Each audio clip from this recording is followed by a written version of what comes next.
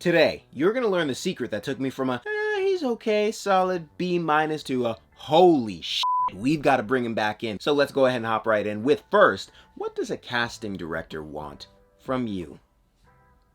Nobody knows. And for the love of God, please stop trying to figure it out.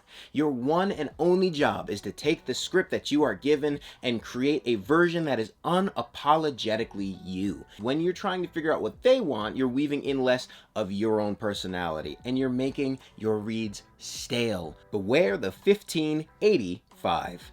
15% of people, well, they're not ready for this. Or they just didn't follow instructions, or the emails maybe got lost, a whole plethora of things.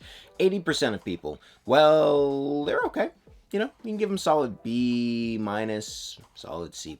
They're all right. 5% of people, however, they were unapologetically them, and they knocked it loose. They weren't worried about what the casting director wanted. They were just unapologetically themselves. We spend too much time in that 80% where the casting director is looking down at their watch, waiting for something new and fresh to come in and wake them up. And most of the time we spend time in that 80% because we're afraid to be ourselves. We are enough. I know I'm harping on that, but that is truly one of the biggest points. Industry tip alert.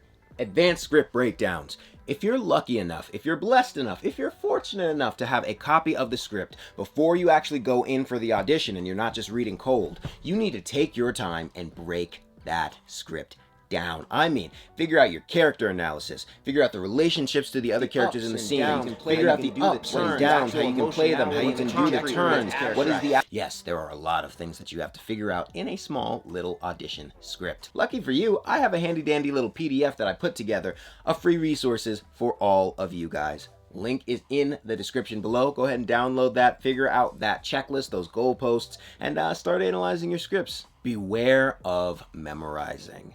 Memorizing something is great. You feel like you can just throw away that paper. You don't even have to worry about it when you actually go in for the audition. But if you memorize something, you might have just inadvertently shot yourself in the foot.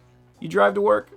Have you ever noticed that after a couple of weeks, when you're comfortable getting to work, you start ignoring the certain places you were aware when you first drove into work? That's because you're now on autopilot. And autopilot, unfortunately, is the death of any audition. You want to make sure that you are still fresh, that you are still active, that you are still within the context of the scene that you are portraying, and that you're not just going through the motions. Because if you're just going through the motions, congratulations, you are now in that 80%.